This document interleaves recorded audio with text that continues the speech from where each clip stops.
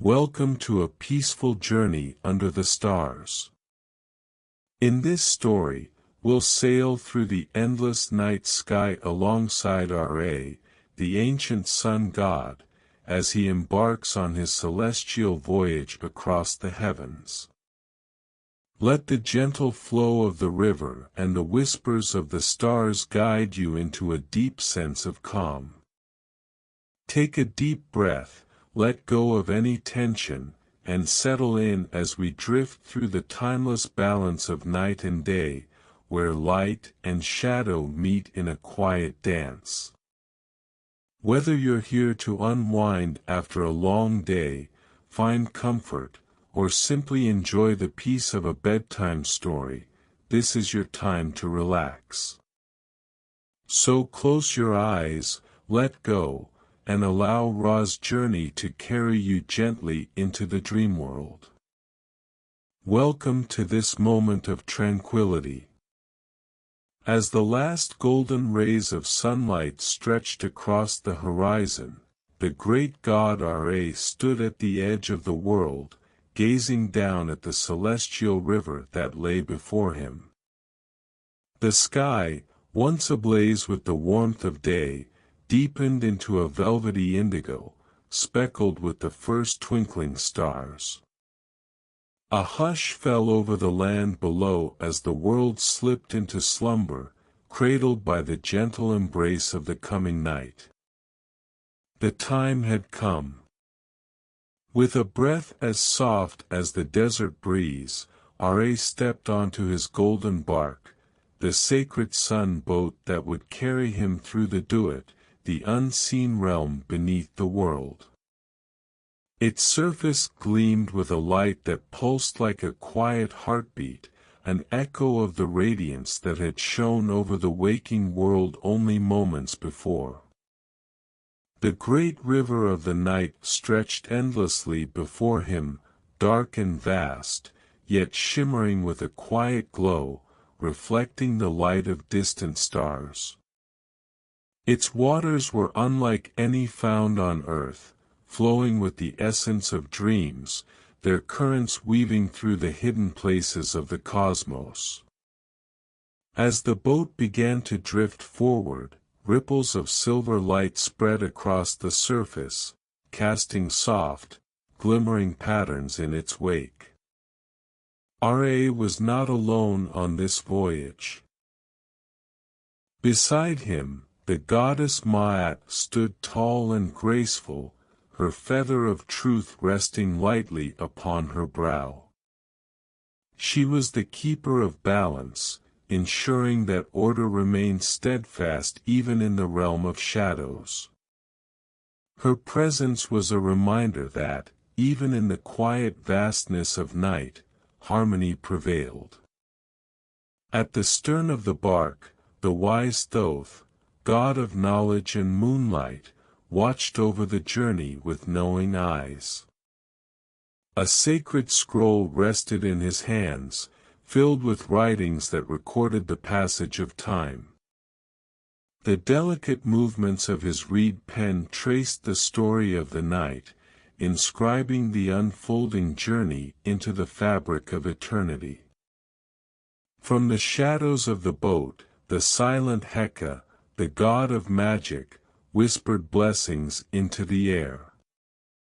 His voice, though unheard, wove a protective enchantment around the barque, ensuring that the path ahead remained calm, shielded from the unseen forces that lurked in the deeper parts of the duat. The great barque glided forward, leaving behind the world of the living, slipping gently into the celestial river. The constellations above flickered like ancient watchful eyes, their light forming a delicate path to follow. The stars knew the way. They had seen this journey countless times before, and they would see it again, night after night, as Ra sailed onward to bring the dawn. The night air was cool, filled with the scent of unseen lotus blossoms, their perfume drifting from the waters below.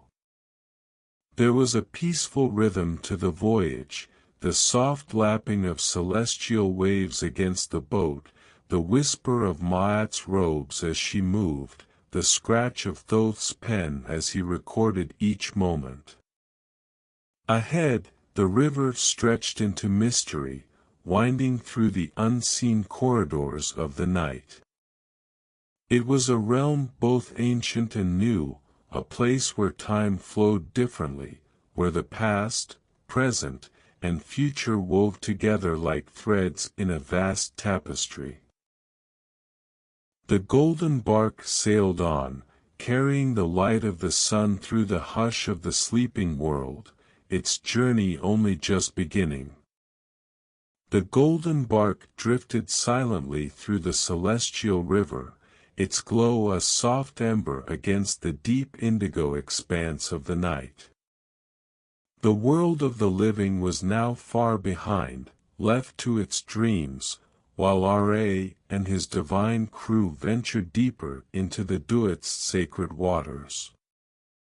Above them, the stars shimmered like scattered jewels, each one pulsing with an ancient rhythm. Their light danced upon the rippling waves, casting fleeting reflections that swayed like whispers on the wind. These were not just distant fires in the sky, they were living memories, fragments of stories written across the heavens since time began. Maat, standing at the bow of the barque, gazed upward. Her dark eyes reflected the constellations above, as if she could read their silent words. "The stars remember," she said softly. R.A. turned to her, his golden form gleaming against the night's embrace. "Remember what?" Maat smiled, her voice no louder than the hush of the waves.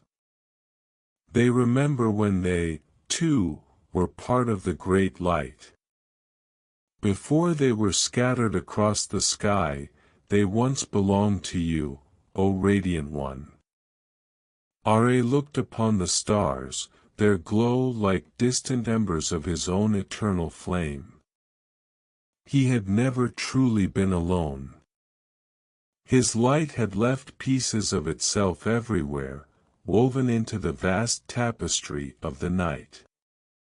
One of the stars, smaller and fainter than the others, trembled as if stirred by a hidden force. It drifted downward, falling like a feather through the open sky, its light growing warmer as it neared the barque. Thoth, ever watchful, lifted his hand, and the tiny star settled into his palm.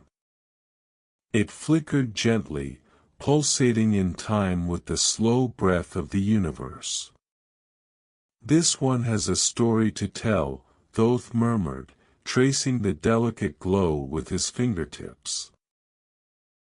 His voice carried the weight of ages, as if he could hear the echoes of time within the tiny celestial fragment. He turned to R.A. "Would you like to listen?" R.A. nodded, and Thoth leaned in, whispering the star's secrets to the god of the sun. It was the story of a single soul, a young scribe from Thebes, centuries ago, who had spent his nights writing poetry by candlelight, dreaming of distant lands he would never see. His words had drifted into the air like smoke, dissolving into the vastness of time, yet here they were, preserved within the glow of a single star. His dreams had not been forgotten, they had simply risen to the sky, joining the countless others that formed the celestial river above. R.A. listened in silence, his heart warm with quiet understanding. How many stories like this filled the heavens? How many souls had looked upon the stars, not knowing that their own dreams had become part of them? Thoth gently released the little star back into the sky, and it twinkled brightly once more before drifting upward, returning to its place among the constellations. "The night sky holds all things," Maat whispered. "Every hope, every song, every wish ever spoken into the dark. They are never truly lost." Are watched as the stars flickered, as if whispering their agreement. Then, with a gentle breath, he stepped forward, guiding the golden barque onward. The celestial river stretched before them, winding ever deeper into the unseen realms of the Duat. The stars continued to shimmer above, their silent voices weaving lullabies for the sleeping world, as Ra's endless voyage carried him further into the mysteries of the night. The golden barque sailed onward, gliding effortlessly through the vast expanse of the celestial river. The night was silent but alive, filled with unseen currents that ebbed and flowed beneath the boat. This was no ordinary water, it was something deeper, something more elusive. It shimmered like liquid moonlight, shifting and swirling with colors unseen in the waking world. Ra stepped to the edge of the barque, gazing down at the river below. As he watched, faint images began to form upon its glowing surface, shadows of things not yet real, echoes of moments not yet lived. The river was stirring, revealing its hidden nature. Thoth, his sacred scroll still clutched in his hands, stepped forward beside him. "The river of dreams," he murmured, his voice barely above a whisper.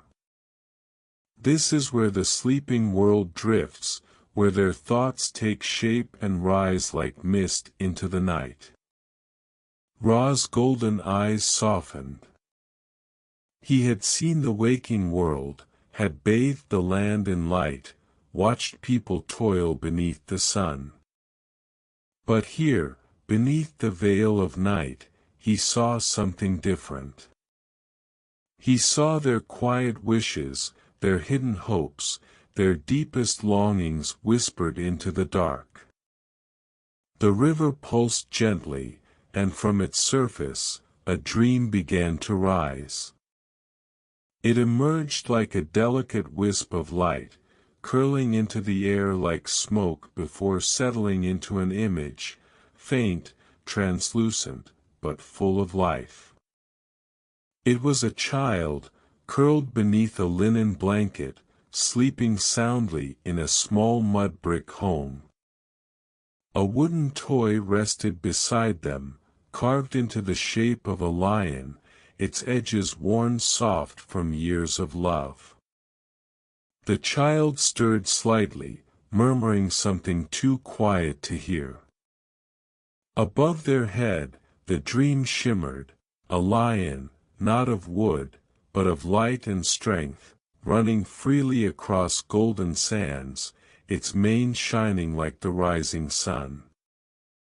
The child smiled in their sleep, and the dream slowly drifted back down, dissolving into the river once more. Ra watched in silence. How many dreams filled these waters? How many gentle wishes and fleeting thoughts floated past, unseen by mortal eyes? Maat, standing nearby, placed a hand upon the boat's rail. "Dreams are as delicate as the feathers of my scales," she said. "They are fragile, yet they hold great weight. Some will vanish with the morning, forgotten like mist in the heat of day. But others will linger, shaping the hearts of those who dream them." More dreams began to rise from the river, drifting lazily into the night sky like fireflies. A farmer, asleep in his hut, dreamed of the coming harvest, of golden fields swaying beneath a bright sun. A mother, curled beside her infant, dreamed of a future where her child would grow strong and wise. An old man, resting beneath the shade of a sycamore tree, dreamed of his youth, of days spent fishing along the Nile, the laughter of friends carried on the breeze. Each dream, a fleeting vision. Each dream, a thread in the great tapestry of the night. R.A. reached down, trailing his fingers lightly across the river's surface. The water was cool, yet it pulsed with warmth, as if alive with the breath of those who dreamed. "Do all dreams return here?" he asked, his voice filled with quiet reverence. Thoth gave a knowing smile. "Some stay with those who dream them. Others are carried away, drifting like seeds upon the wind, waiting for the right moment to take root." R.A. watched as the river continued its gentle path, carrying dreams toward the slumbering world. He thought of the sun, how it touched all things in its time. And now, here in the quiet of night, he saw that the darkness, too, had its own kind of light.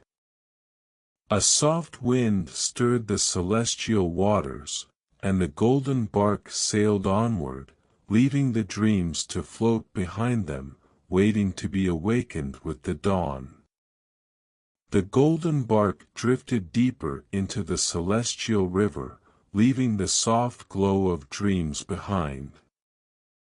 The air grew still, wrapped in a hush so profound that even the gentle lapping of the water seemed to quiet itself in reverence. The night had reached its deepest hour, the moment when even the stars seemed to pause, holding their breath. It was then that the guardians appeared. Tall figures emerged from the darkness, their movements soundless, their presence woven into the very fabric of the night. Their eyes gleamed like polished obsidian, reflecting the glow of the barque as they stepped forward in silent watchfulness. These were the Akinu, the unseen protectors who watched over the boundary between light and shadow. Ma'at, standing at the bow, placed a hand over her heart in greeting. "The night is safe in your hands," she murmured. One of the guardians, wrapped in flowing robes as dark as the sky, stepped forward. Though they did not speak, their presence carried the weight of ages, as if they had been watching since the first night had ever fallen. Thoth, ever the recorder of time and truth, inclined his head. "You have kept your watch well. The balance remains undisturbed." The guardian's gaze flickered toward R.A. No words were spoken, yet R.A. understood. He could feel their silent message ripple through the air like a soft breeze. The path ahead is clear. The world sleeps in peace tonight. R.A. nodded, his golden light casting long shadows across the celestial waters. These guardians were neither gods nor mortals, they existed between realms, timeless and ever-present. They walked the corridors of the night unseen, tending to the quiet places where dreams faded and the waking world waited just beyond the horizon. From the edges of the river, more figures emerged, some as faint as mist, others as solid as stone. Some had the heads of sacred animals, jackals, falcons, serpents, while others wore simple veils, their faces hidden, as if they were made of the very darkness itself. They carried staffs carved with celestial symbols, their surfaces glowing faintly with an unseen power. One of them raised a hand, and for a brief moment, the veil of the night parted. Ra saw flashes of the world below.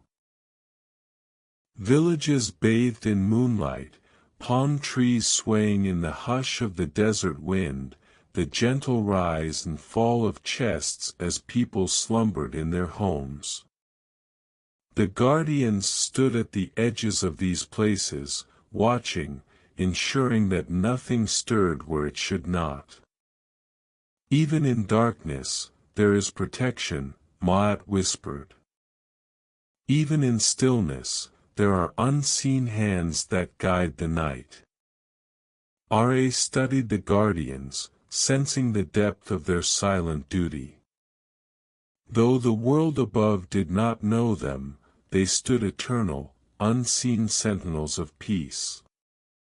One of the Akinu raised a hand in parting, their figure already beginning to fade. Slowly, the others followed, dissolving into the night as if they had never been there at all. The celestial river stirred once more, and the golden barque resumed its course. The guardians had vanished, but their presence lingered, woven into the silence of the night, watching, waiting, until the next journey began. The golden barque glided ever onward, its shimmering reflection trailing behind it like a ribbon of light upon the celestial river. The night remained still, hushed beneath a blanket of starlit silence. Yet, somewhere beyond the glow of Ra's divine presence, something stirred. The water, once smooth and glass-like, rippled. It was a whisper of movement, a shifting in the depths, so slow and measured that it might have gone unnoticed. But Ma'at, standing at the bow of the barque, felt it, a subtle imbalance, a faint tremor in the order of the night. Thoth, ever watchful, paused in his writing, his reed pen hovering above the sacred scroll. His keen eyes scanned the horizon, searching, listening. Then, from the darkness beyond, a long shadow curled against the edges of the water. A pep. The serpent of the deep. Its form was vast, endless, winding through the unseen places of the Duat, coiling through the corridors of the night like a whisper of shadow. It did not rage or roar, it did not strike or coil in battle. Instead, it drifted, silent, slipping through the waters without disturbing even the faintest wave. It was not here to attack, not yet. It was only watching. Waiting. Ra stood at the center of the barque, his golden radiance flickering softly against the vast dark. He had faced a pep before and would do so again. This was the unending dance, the eternal rhythm of night and dawn. The serpent did not seek destruction, only delay. It did not wish to end the journey, only to stretch the night ever longer, to slow the coming of morning, to let the world remain in slumber forever. The air grew still. The golden barque did not falter. Ma'at, her feather gleaming against the quiet darkness, stepped forward. She did not raise a weapon, nor did she speak a challenge. Instead, she simply stood, a presence of balance, of harmony, of truth. The feather upon her brow barely moved, undisturbed by the unseen currents that swirled around the drifting serpent. Apep's massive form slid beneath the water, disappearing into the depths once more. For a long moment, nothing moved. The stars above held their breath. The river of night grew impossibly still. And then, without a sound, the ripples faded. Apep had gone. Not defeated, not destroyed, but deterred, for now. The balance had been upheld, and the night would move forward as it always had, flowing like a great, endless tide. Thoth dipped his pen once more, continuing his writing as if the moment had been nothing more than a passing thought. The voyage had not been stopped, only tested. Ma'at turned to Ra, her dark eyes calm. "The world will wake," she whispered. Ra nodded. He had never doubted it. With a soft sigh, the golden barque sailed on, undisturbed, leaving the silent wake of the serpent behind. The golden barque drifted through the last, quiet stretch of the celestial river, where the waters shimmered with the softest glow. The night, once deep and endless, had begun to change. It was subtle, the way the darkness thinned, the way the stars flickered just a little softer, as if whispering their goodbyes before they faded from sight. And then, above the rippling current, the moon appeared. It had been with them all along, watching in silence, casting its silver glow upon the waters. But now, it shone lower, its round face soft and knowing, as if it, too, understood that its time was drawing to a close. Thoth, who had long been the keeper of time, lifted his gaze. "The hour is near." Ra said nothing. He could feel it. The night had carried him far, through dreams and whispered stars, past the silent watchers and the serpent's drifting shadow. And now, at the very edge of darkness, the moon stood as the final guardian of the night. Ma'at stepped forward, her feather glimmering in the moonlight. The world is stirring. Below them, though still cloaked in slumber, the land had begun to shift. The winds that had been cool and still now carried the faintest warmth. The trees, silhouetted against the horizon, seemed to stretch their branches just a little taller, reaching for the first light that had not yet come.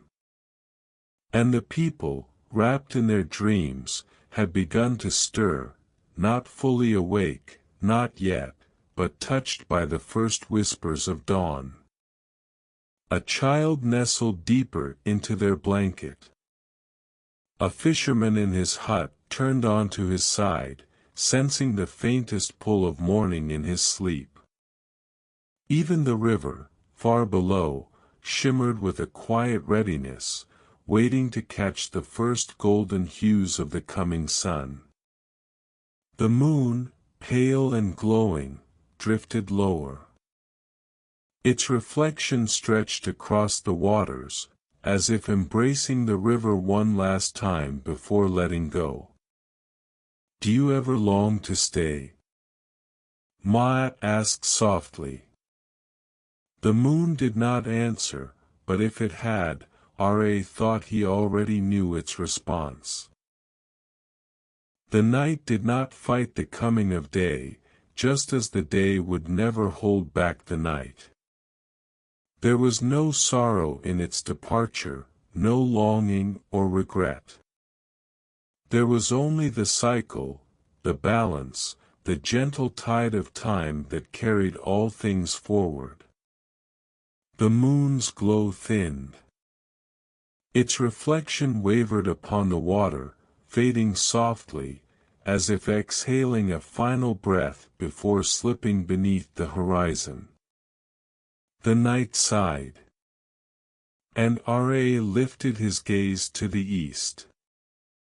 A thread of light, thin as a reed, delicate as a whisper, had begun to weave its way into the sky. Not yet the sun, not yet the golden brilliance of morning, but something softer. A promise. A quiet hum in the fabric of the world, signaling what was to come. The celestial river carried the golden barque forward, guiding it toward the first breath of dawn. The night had given all its gifts, its stars, its dreams, its guardians, its mysteries. And now, like the moon, it, too, would step aside. But R.A. did not mourn the passing of the night. For soon, he would rise. And the world would wake once more. The golden barque moved with steady purpose, sailing toward the farthest edge of the celestial river, where darkness met the first breath of morning. The journey had carried R.A. through the silent mysteries of the night, past the whispering stars, through the river of dreams, beneath the watchful gaze of the guardians, and beyond the drifting shadow of a pep. Now, the horizon waited. It was not yet dawn, but the night had begun to loosen its hold. The stars, which had gleamed so brilliantly overhead, now flickered softer, retreating into the vast sky like embers dimming in a dying fire. The air carried a quiet hum, not a sound, but a presence, a shifting in the unseen, as if the world itself was beginning to stir. R.A. stood tall at the center of the barque, his golden light still subdued, waiting, patient as the tides of time. Maat watched him, her feather of truth resting lightly against her brow. "The moment comes," she murmured. Thoth, the keeper of wisdom, traced a final symbol upon his scroll. The cycle continues. The river, once cool and dark, began to brighten.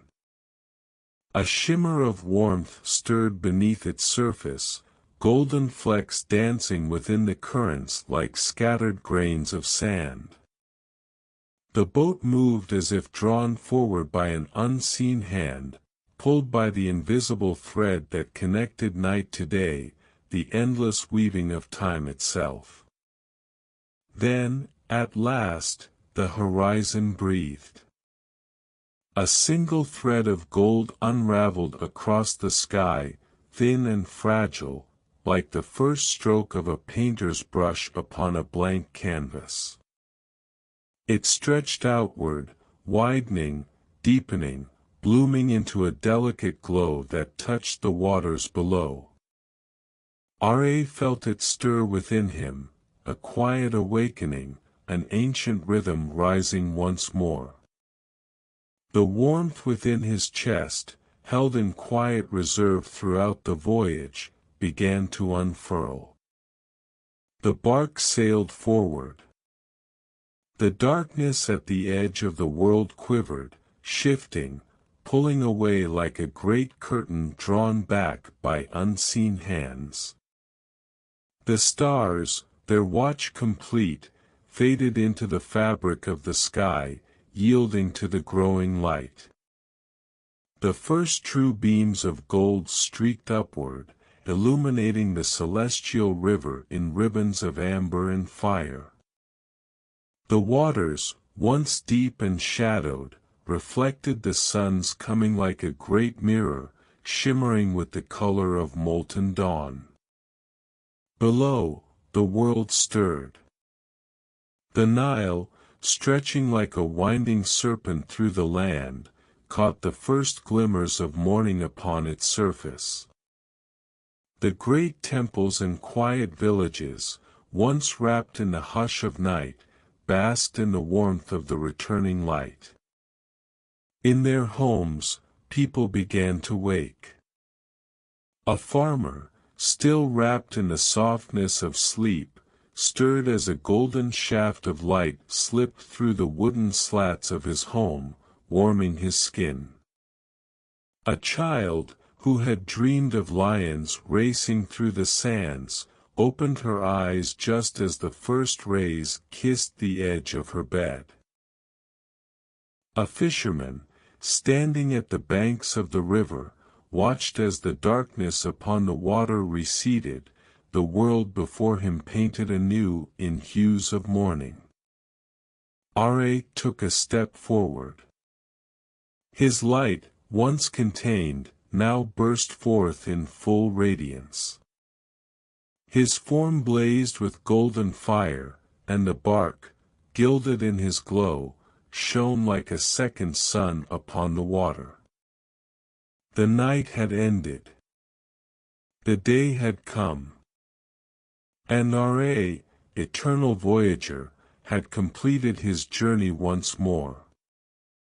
With a final breath, he rose, ascending into the sky, his light stretching across the land. The sun had returned. And the world awakened. The first rays of light stretched across the heavens, unfurling like golden silk upon the sky. The deep blues and purples of the night dissolved into soft hues of amber, blush, and gold, painting the world in the gentle promise of morning. Ra ascended, rising from the celestial river like a flame reborn. His radiance, once held in quiet reserve throughout the night's voyage, now surged forward, illuminating the horizon in brilliant waves. The barque, gilded in his glow, shimmered as it lifted from the waters, carried upward by unseen hands. The world below stirred in response. The great Nile, winding like an eternal ribbon through the land, shimmered with the first reflections of the rising sun. Its waters, once cloaked in shadow, now caught the dawn's fire, turning from deep indigo to molten gold. Palm trees swayed gently along its banks, their fronds whispering in the morning breeze. Beyond the river, the vast desert stretched endlessly, its dunes painted in shifting hues of amber and rose. The sands, cool from the embrace of night, began to warm beneath Ra's touch, each grain catching the light like scattered jewels. And in the cities and villages, the people of Kemet awoke. A woman in a simple linen robe stepped onto her doorstep, lifting her face toward the sky, eyes half-lidded with sleep, a faint smile gracing her lips as she greeted the sun's return. A fisherman pushed his boat onto the river, the water lapping softly against the wood as the golden light danced upon the waves.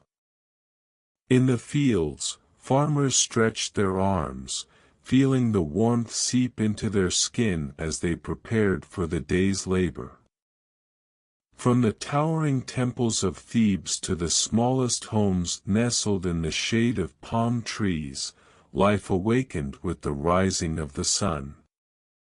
And far above it all, Ra ascended higher, his golden light sweeping across the land, touching every river, stone, and heart that waited for his return. The journey was complete. Yet, Ma'at knew, as did Thoth, and as did Ra himself, this was not an ending. It was a continuation. The night had been traveled, the challenges faced, the balance upheld. But in time, the sun would once again descend, the horizon would once again darken, and Ra would embark upon his endless voyage once more. Maat stood at the stern of the barque, her feather gleaming in the dawn. She did not mourn the night's passing, nor did she fear the journey that would come again. It was the way of things. The eternal balance. The harmony of light and shadow, day and night, waking and dreaming. She turned to Ra, her voice a soft whisper. The world welcomes you home. Ra's golden gaze swept across the heavens, the earth, the endless horizon stretching before him. He did not speak, for there was no need.